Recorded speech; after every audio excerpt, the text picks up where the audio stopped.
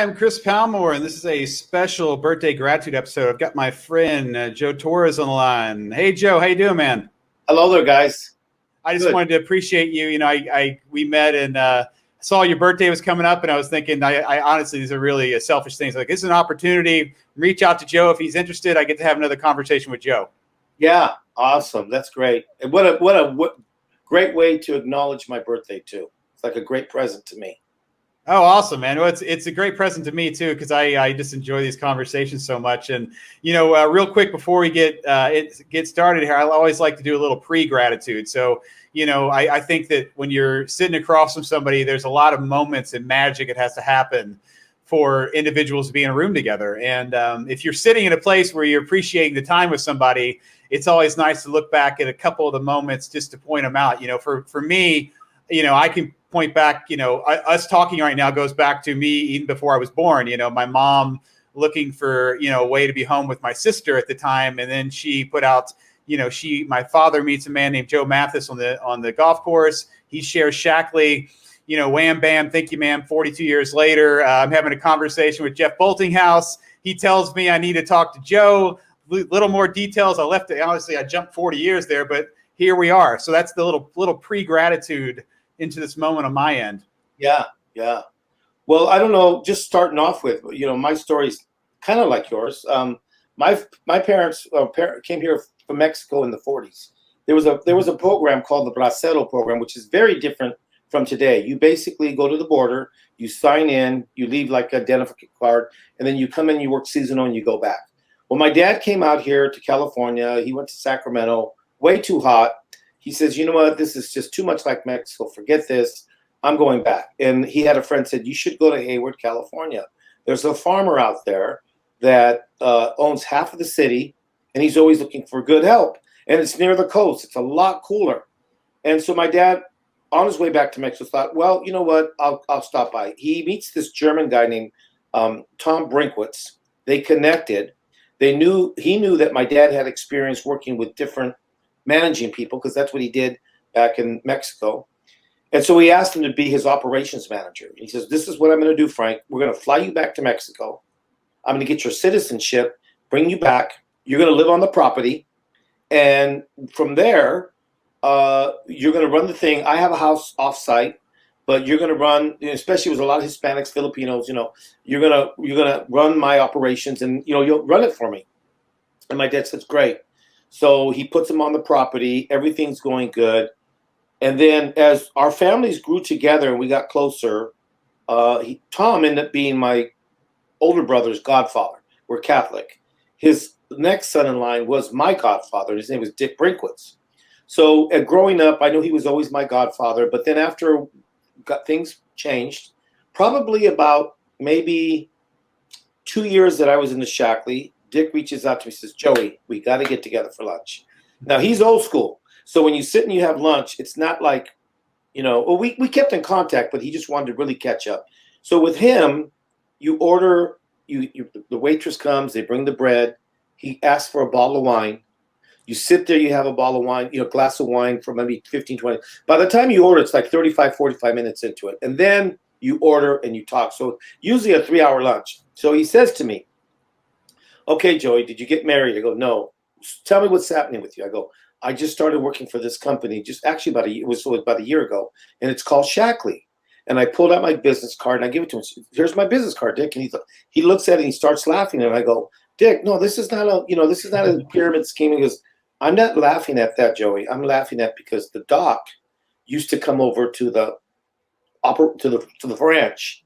So my dad, Dr. Shackley, and Tom Brinkwitz were friends. So I was basically running around the office at 5, 6 years old and didn't even know I was around Dr. Shackley. I might have met him or nothing, but then I went. Right. So it was amazing to know that my father had a connection with him. And then, as I grew up, one of the things that he always influenced us to do is take your vitamins. And he said also, when you're hurt, you got to, or even when you're not hurt, you got to start seeing a chiropractor. I remember him telling us that at an early age. And then when I look at the history of Dr. Shackley, the vitamins and the chiropractor thing. So somewhere along the line, Dr. Shackley influenced my dad years ago, way before I started Shackley. So that I have ties with Shackley's going back. So amazing story, you know. Yeah, I love all those. I remember you sharing them before, and it's just when you look back at those things, like like I said, just you look back at a life, just seems really magical when you can look back and see these little these. I mean, like I mean, wow. I mean, just the fact of your dad moving, moving to America to be on that. I mean, that completely altered your whole life, right? Everything you know. I mean, Yeah. that's such a big thing into who you are now. And I know you're a guy who loves his life, loves the people in his life, loves what he's doing, and obviously that's a big part of if your dad did, your life again, your life would be completely different, right? Like Yeah. it's amazing. And they did a good job. There was 10 of us. I have 7 sisters and 2 Oh, brothers. wow. And Wow. all of us have been homeowners. All of us were not on Wow. government assistance.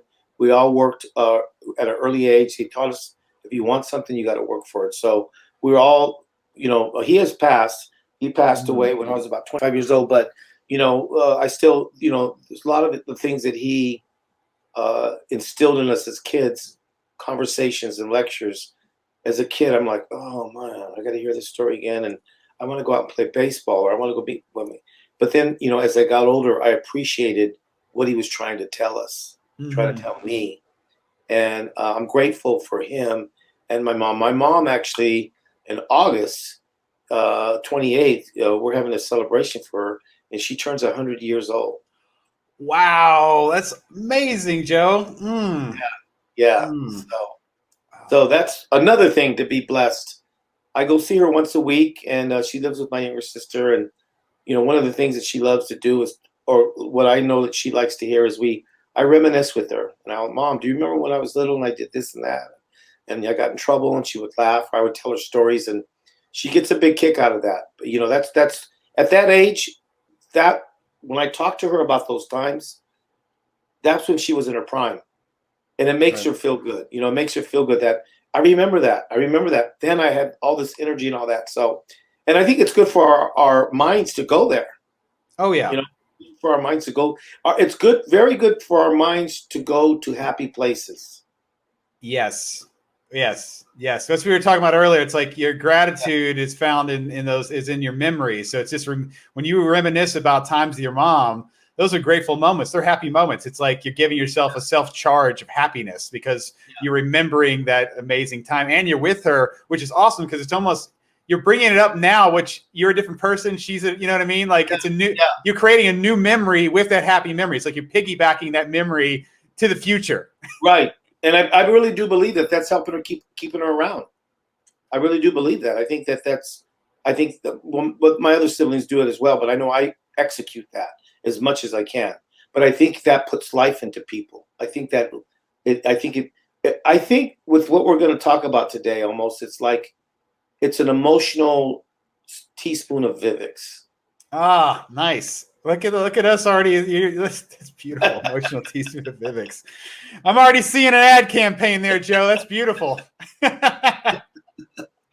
you were talking about hearing your dad's stories, I'll tell you, I lost my mom several years back. I remember a friend of mine reminded me, he said, even if you've heard the same story 100 times, just enjoy it because one day you're going to miss hearing it. Yeah. You know what I mean? It put in perspective, like when you keep hearing the same story, just don't get irritated by it. Just appreciate it. Yeah, and at the time, they're really trying to tell you something. There's a message behind what they're trying to tell you. They care about us, they love us, and they're trying to give us some advice in different ways. And sometimes it takes for them to leave to really think about what they were trying to tell us. Right. And in my case, that's how it was with my dad. I mean, I didn't take a lot of the stuff that he said to me. Really, I mean, it was in my mind. But as I got older, some of the things that he brought up to my attention, I really realized that I need to apply that. I need to apply this to my life. And I go, where have I heard this before? Oh, wow. And that my dad told me that. And you look back and you go, wow, I remember him telling me that. And I was like, oh, we're going to hear this again. So, but that's how it's been for me with him, I mean, I feel like I've been very fortunate because I had a good father and I can say good, they're good people, but I can say they were both giving people. Mm-hmm. They helped other people. They put people first. Both of them did. And I saw a lot of that growing up with both of them, especially as I got older. When I was with my dad, we were really close. So out of the 10, it was like me and my dad were buds. He was good with everybody, but my dad would take me to the store with him. He would take me shopping, whatever. So me and my dad connected. But I saw that a lot with my dad. I didn't spend a lot of time with my mom when I was younger, but as I got older, after my father passed away, I realized that my mom was the same way. She was very much a person that put people first. If you want to be last in line in life, then put yourself first. That's how I look at it. But if you want to be first in line in life, you put people first, and it gets you to the front of the line. That's my and a lot of this stuff that I'll share today with you is stuff that it's nothing that I really read out of a book. Although when I hear the church, I go to church and I hear some of the message for the day. It's like it's coinciding with what I'm doing, which is really nice. But a lot of this is stuff that I've experienced myself. I didn't go read it, search it. I experienced it. Right. And I feel obligated to experience the things that I feel inside, and my outlook on life or my philosophies of life. I feel obligated to share it, because if there's one person, not everybody's going to get me, not everybody's going to get you. But if you find someone that says, "Hey, let me think about that," and they apply it to their life, and it makes a difference and their life changes, then you're doing your job. I mean, you feel good about that because you're helping elevate somebody else. Right. So I feel God has blessed me with wisdom and knowledge and experience, and it has elevated me in my life, professionally, emotionally, spiritually, musically, entertainment wise, and even with my job at Shackley. I mean, it's helped me. It's elevated my life, and I just want to share it, because if you can help elevate people in their lives, that's like great. It's the best.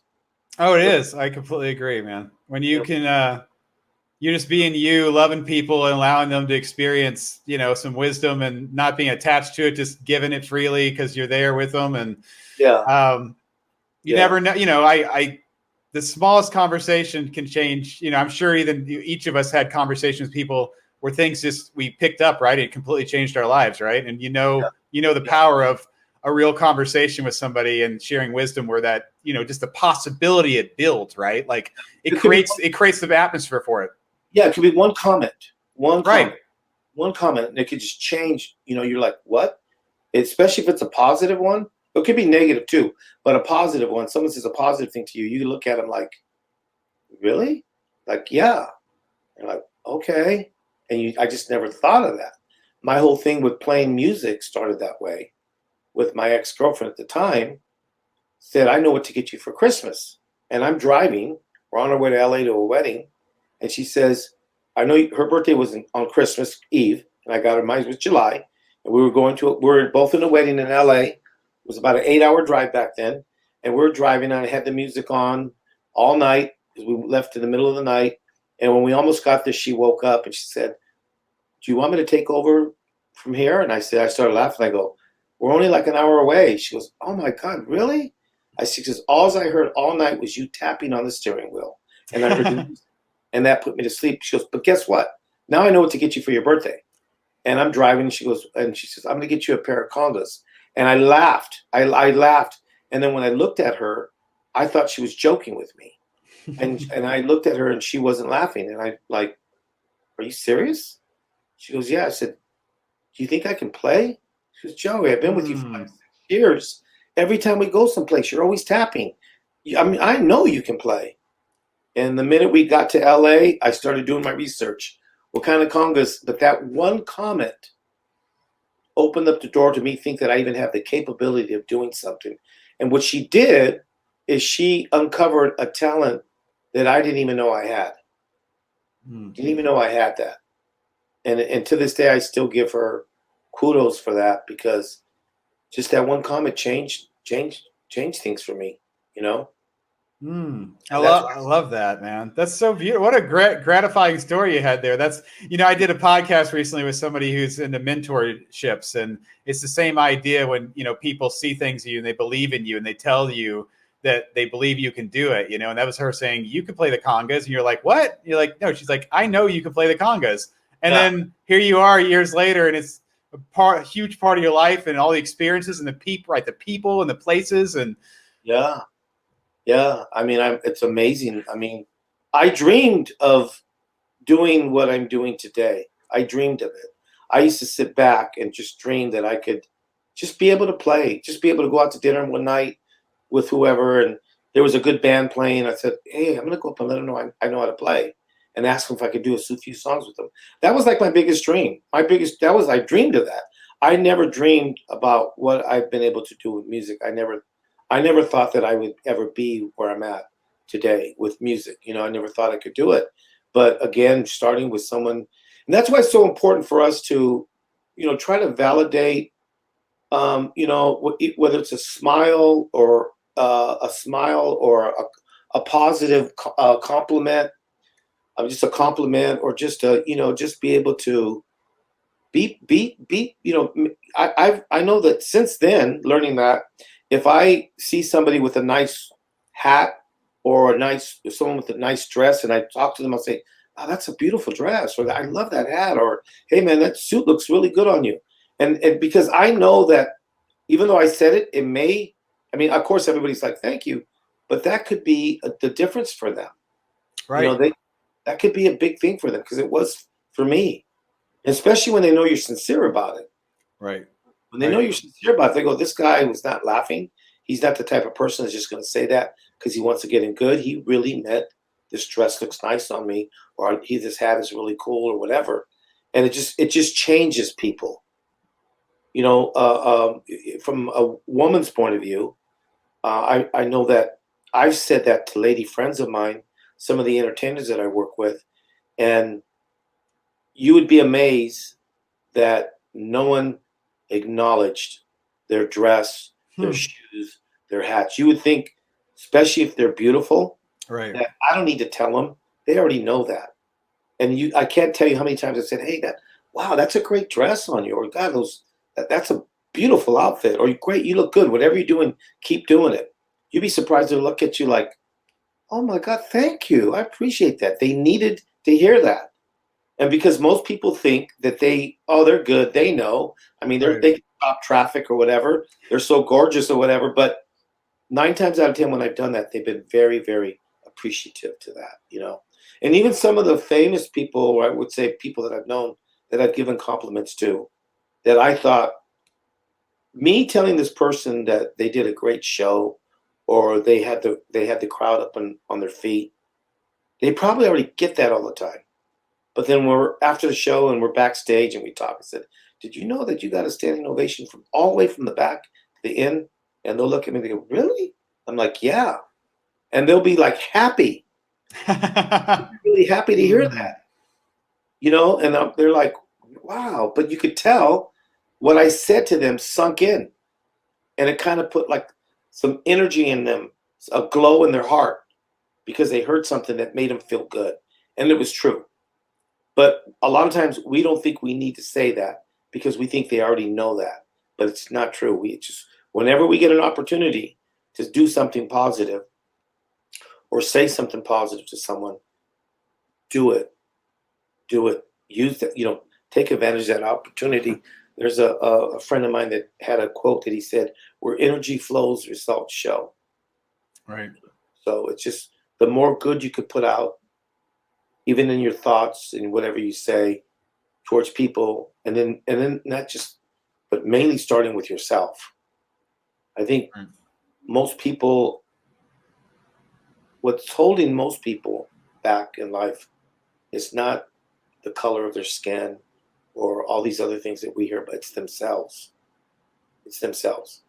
We are holding ourselves back from people. When I've been on tour with Shackley, people have asked me, I've had people come up, meet and greet and talk, and "Hey, Joe, so good to see you." And I'm like, "Oh, good to see you. It's great seeing you, blah, blah, blah." At convention and all that. And they'll say, I just gotta ask. I gotta tell you something. I've been a director for 3 years, and I just can't seem to get on that other level, and just seems like I have a hard time, making my month. And I want to be senior director. I want to be coordinator. As a matter of fact, I want to be a master. And I'm like, that's called good. That's great. Those are great goals to have. And then I'll say to them, then I said, I think, well, if you're asking me what I think that you should continue to have your meetings, continue to learn about the products. Not the sales plan is good to know, but they can always look that up. But having knowledge of all the products and the benefits, I myself, like for example, vitamin E, I didn't realize that it's good for your lungs. Vitamin E is really good for your lungs. So some of our products, we don't even realize that, yeah, like, Cardiomax, good for your eyes, but you don't realize alfalfa, perfect example. People think it's good for inflammation, but it's good for your digestive, it's good for your respiratory system, inflammation, so many different things. But I think continue to learn about the products, because there'll be a person that'll come across you and say, oh my God, my sister has the worst migraine headaches and she doesn't know what to do. I mean, know your products, find out what can we do, whether it's Vital E or Vitalizer for women, whatever. But there's things that for the most part, a lot of times can help with that, even not cure it, but address it. But it's good to recommend them, and and never tell them, oh, don't go to the doctor, I can take care of you, but just see if it works for them. I've heard so many stories where people said, I tried everything, and then I tried Shaklee, and it works for me. So I think continue to do that, and continue to do that. Of course, learn the sales plan. Continue to, but talk to, let the opportunity for Shaklee's products to come into play. But and all that is the being.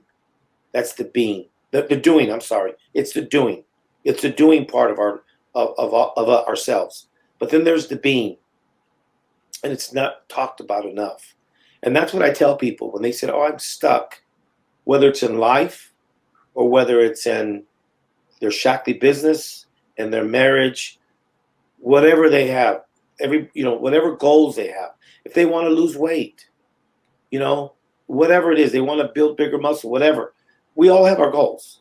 Right. And I say, of course I say, work out, study, do all the things that you need to do, practice, whatever it is. But then there's another side. There's another side that has nothing to do with that. It has nothing to do with anything physical. It all has to do within yourself. It's the being. And I believe, and I thought about this today. I went on a bike ride and I thought about this today, about what I was going to say. And I really do believe that, I mean, I already knew this, but I felt like I needed to share this. Well, I really do believe when you have all that, and when you talk about the being part of yourself, there's a part of us that we have. There's a power that we have, an energy that we have within ourselves. And most people don't tap into it. Most people don't realize that they even have it. And the power or energy that we have within ourselves is that you can bring things to you, like that you can manifest it, and I think, again, this is something that not only do I believe, but I also have seen it in my life. I mean, I played music for 20 years, didn't get paid, come back, I take a day off for work, fingers, hands were all swollen, I got a bunch of compliments, and that was all good because I love to play. And then after 20 years of playing, all of a sudden, I go play at the Hilton Hotel with a friend. General manager comes up to me and says, I've seen you here 3 weeks in a row. People keep asking when you're going to come back. I can't tell them when because I don't have a contract with you. First thing, when he wanted to talk to me, I thought I was in trouble. I thought, he was like, you can't do this. And he says, do you want to sign a contract? And I said, sure. I never knew anything about that. I didn't even know what money to quote. I underquoted him $100, but of course for me, I didn't care. It was just the fact that I was offered that flatter. But just things started happening. Doors started opening for me. But I think, one of the reasons why I really want to do this call with you when we talked about it is because I applied gratitude into my life, and I'm still doing it today. I mean, I think it opens doors. I mean, and so when I talk to people about wanting to go to their next level, Again, I always say that the doing is very important, but the being is the other half to it. And the other half is just acknowledging all the blessings that you have in your life. And the more you can do that, I challenge people to try it. Try it for a few weeks and see what happens. Because it may sound like, well, you can say that, that doesn't make sense. I don't know, but try it. We talked earlier. Right. When you wake up in the morning, try going around the house blindfolded one day. Yeah. Try putting blindfolds on you one day and walk around and just spend your day. Can you imagine that's how a blind person feels? Try not eating one day. Try not eating anything one day. No snacks, no nothing. And you'd be surprised. And how many times have we done in our lives that, this is another thing I thought, that maybe when you were younger or maybe even now, that you didn't experience any pain. You didn't have a toothache. You didn't have a backache. You didn't have a headache. You just had one day painless. You got up, you went to work, picked up the kids, you did whatever you did, and you went to bed. You woke up pain-free and you went to bed pain-free. And then there's people in the hospital that are on strong medication, on respirators, and of course with the COVID, that we just experienced. How many of us have really said at the end of the night, God, or whoever your higher being, or even to yourself, is like, I had a great day. I didn't have any pain at all. I mean, there's so many things to look at, and I'm not trying to make anybody feel bad for not doing it, because I know I'm learning to do it myself. All I'm saying here is that when you start, as the old saying, take a minute to smell the roses. Right. It goes back to that. The more that you can do that and apply it. At first, it's challenging because for me, I kept forgetting. But then, as I've gotten older, or as I mature, or even for my birthday, the present that I ask for from above is to learn for me to be have more gratitude in my life. For me to acknowledge more. That's so important to me. And the other thing about that, when you do that, you feel good inside. You feel good. You feel like, I just ate. And we take so much for granted. But when you stop and look at it like, I got to eat today. I got to eat today. And the more you say that, it just changes things in your life. The energy changes. The energy changes. And I think for me, it opened up doors. It opened up doors for me I was doing the same thing. I didn't do anything different. I was doing the same thing. And then I get approached for this. And then I get approached for that. And it's just out of the blue. It just comes. I'm going to share this with you, which is kind of crazy, but I'm going to share it. My girlfriend and some of my friends have been in the car with me. And we went to different events, sometimes to the grocery store, whatever. And a lot of times it's been during the peak hours, busy hours. And we'll go into the parking lot. And they're going, oh my God, it's so crowded today. Oh, we must have came during rush hour or whatever, or a concert, whatever. Everybody's here already. And I always go right up to the front. And they go, what are you doing? What are you doing? There's parking back over here. I said, I'm going to go up to the front. And guess what? A lot of times someone's pulling out or something. And it's a running joke now. They're like, oh my God, really? They kind of laugh at me. And it just happens. It just happens for me a lot of times. Not all the time, but a lot of times. But I really do believe it's that energy. I believe it's the energy. I really believe that the good things. And I would have probably had to park, a ways away. And I'm right up there. And I don't think that, I'm not trying to say, oh, I have this gift or I'm special. Right. I just think we all have it. We all have it. And if I was to say anything to people, I would say really, really, really, I think the more you do it, the more you get. Mm-hmm.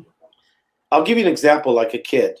If you had a child and you said, hey, we're going to go shopping. You want to go with me? He's okay. And you're going shopping or whatever. And the kid says to you, your kid was, oh, look at that jacket. Is there a way I can get? I would love it. And you look at it, and you go, well, winter's coming up. It's half off for whatever reason. Yeah, you want? We'll get it for you. Just I want you to be a good boy, and I want you to make sure you do your school studies and all that. Okay, thank you, Dad. Thank you, Mom. Oh my God, I got the best parent. And then you get in the car and you're driving, and you're thinking about making a nice dinner, but your child says to you, you know, I'm really really hungry, and I could really go for McDonald's today. And that's not your cup of tea, and you want to have a nice salad or whatever. You're like, come on, Dad, please, or Mom, can we stop by? And you're like, all right, okay, cool. I haven't had McDonald's in a while. It's no big thing. You go in there, you get your meal. You come home and you eat. Now you took him shopping with you. You bought him his jacket. You took him to a restaurant or a food chain that you didn't really was particularly good about. Not healthy either, but you did it because you're a loving father, loving mother, and you want to make your kids happy, and you feel good about it. You feel like, I feel good as a parent. I spent the afternoon with my child. I took him shopping with me. We laughed, we talked, we had the electric jacket, good price, McDonald's. And then you get home and then you relax, and then your child is there and then says to you, I'm bored. I'm bored. There's nothing to do around here. Is there something we could do, Mom or Dad? Can we get Netflix, or can you, because in my room, because it's just so boring sometimes at night. And you're like, wow. You're not going to be thinking about trying to give him anything else. You're going to say, man, I thought we had a great day, and now you're coming with me with all this negative stuff. And I mean, watch whatever's on TV, whatever. Try your jacket on. Share it with one of your friends that you got a new jacket. Or, I mean, come on, we had a great day, and you're bringing it down, and it doesn't motivate you to want to do anything for him anymore, because you felt like, I've already went out of my way for you. I didn't want to eat McDonald's. I didn't really want to spend the money on that, but I did it because I'm a loving, caring parent. So, you know, you look at that, and it kind of brings you down, but it doesn't motivate you to do more for them. And so it's like there was no appreciation. There was no appreciation. And that's kind of like, I'm trying to be careful here because I don't know where people are at. But for me, that's what God says. You know, for me, I believe in God. Some people believe in the universe and whatever, but for me, it's God. Mm-hmm. And I look at God saying the same thing. It's like, I've given you so much. You should be jumping up and down. But instead, you're rushing around, honking at people because they're in your way. You know, going to bed just saying, oh, I wish I was getting a better paying job, or I wish I had this, I wish I had that. I mean, it stops you right there. That's where things stop. It's no different from you as a parent. It's the same comparison. Where if that kid came up to you and hugged you and said, Dad or Mom, I love you. Thanks for, I know you don't like McDonald's, but we ate and I got a good meal, and I'm going to wear that jacket. I'm going to take care of it. I swear I'm not going to mess it up. And I'm going to go in my room and, you know, watch TV, and I'm going to go to bed. But before I go to bed, I just want to tell you I love you and I appreciate the parent. That's going to be good for your heart. You're going to feel good. And down the road, if something comes up, you may be out a week later driving around, and you call your son up or daughter, say, hey, have you eaten? No, okay, don't meet. I'm going to bring something. You bring back home some McDonald's for them, because it feels good because you know they can appreciate it. So gratitude comes along with appreciation. There's that ties in together, you know. When we talked about doing this call, I was excited because, and like I shared with you, I mean, that's like my thing. I'm asking that for my birthday. I'm asking that God help me, or to take a little bit more time to acknowledge more things that you've given me in my life. You know, that's my birthday wish. So that's what I really want, is to go forward and just start. And you know what? That when I have been doing it, because I've been working on this, sometimes I'll just come home from a gig and I walk in my house and I just look at it and I just stop and I'm like, God, I'm so blessed. Same house, same place. Right. But your mind kind of starts doing it for you. After a while, when you start doing it, your mind kind of you start programming your mind. You know, and you just, I mean, I did a gig, I forgot it was a few weeks ago, and we were setting up, and then I looked and you could see like the whole hillside. Normally I would have said, oh, what a nice view. God, this is going to be a great gig. But I stopped and I said, I am so blessed. Hmm. I'm so blessed to be playing here. It was a gated community. I would have never went there on my own. But the fact that I do music and they hired us to do the event, I thought, I'm blessed to be able to be someplace that I know I really would have never went to. Some of the backyards or some of the homes that I've done private events for. I mean, they look over the whole Bay Area. It's amazing. But I almost want to just get on my knees and just thank God. But inside, I do that. Inside, I say, I'm so, instead of taking it for granted, yeah, they're going to, I feel, I think when you start doing it more and you apply it, it's something that you have to work on. But I think as you work on it and you make it part of your, make it more a part of your life, you incorporate it in your thought process and your life and your daily things, some of it starts to come natural. And it feels good. It feels good. It really feels good because your mind just stops you, and you think about something that you would never think about, and it goes. You tell yourself, some people say, "I'm so lucky." You go, "I'm so blessed." I'm so blessed, and it feels good. It feels good, and I really believe that is a door opening for you to get more in life.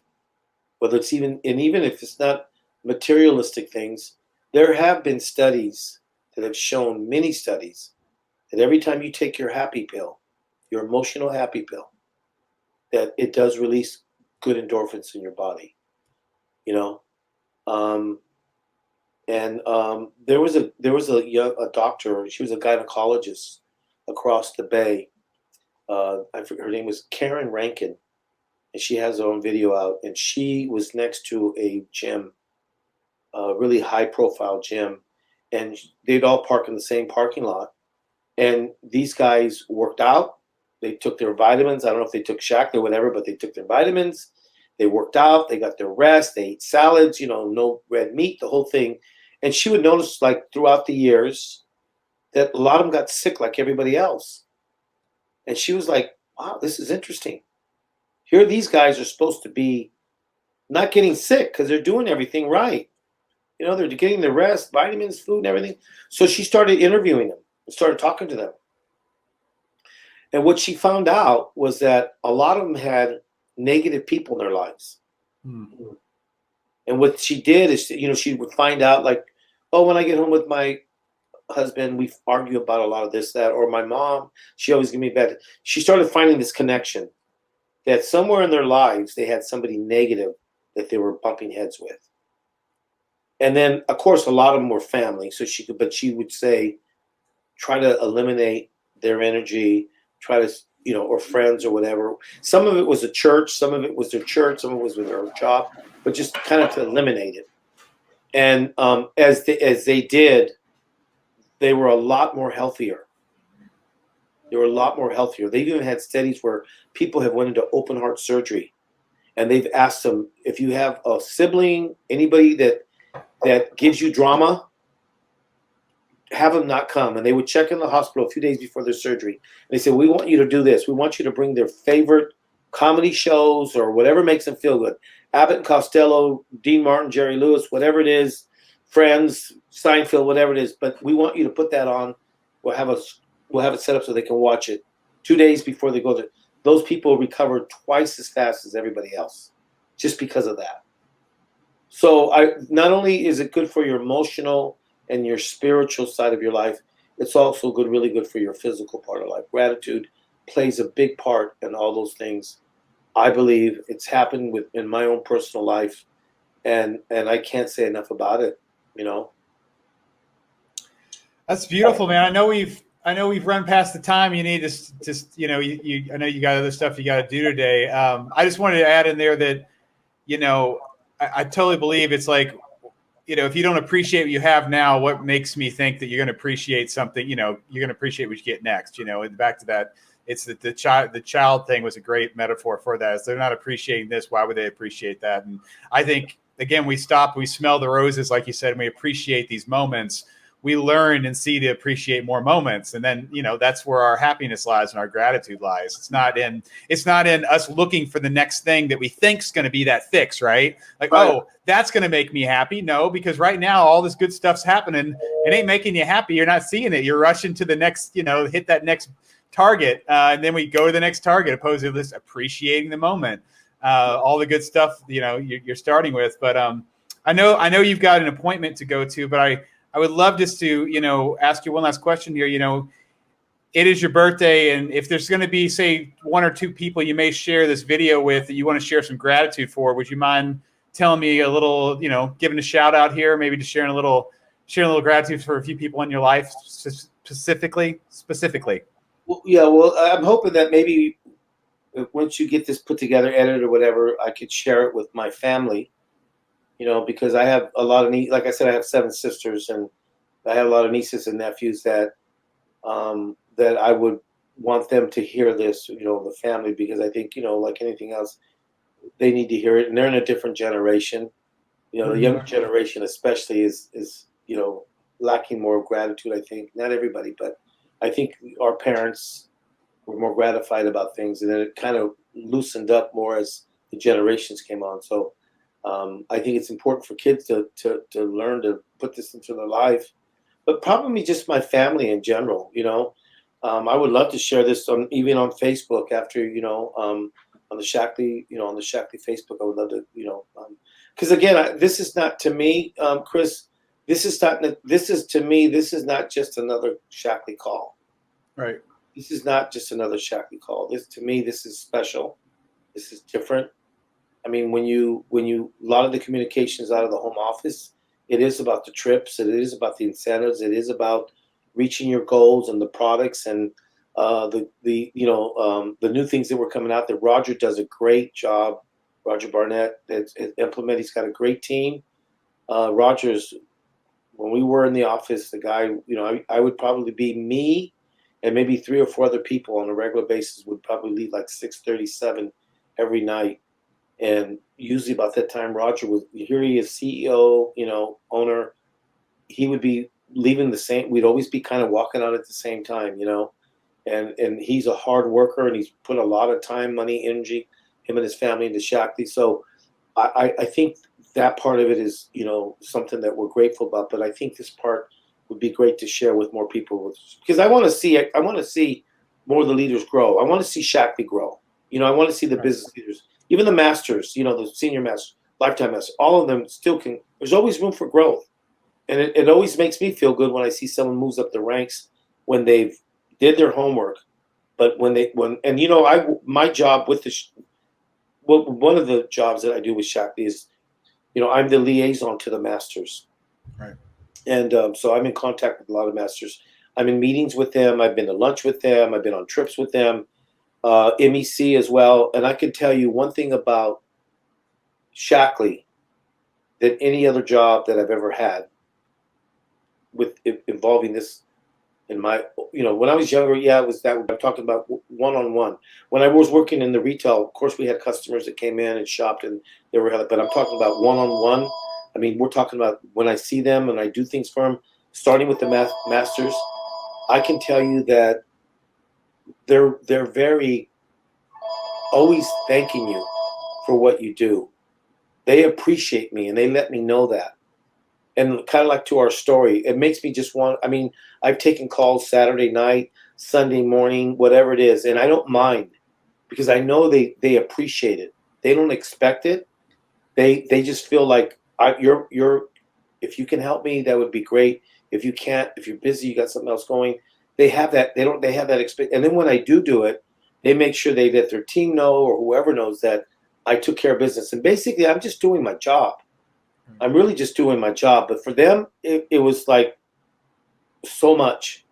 So that's what I love about Shackley in the field, is that not too often you do something for the field, at least from my point of view, that I've done anything. And some of it's been directors, some of it has been associates. It's not always been masters, senior coordinators, but people that I've done things for, they've always been very thankful and appreciative.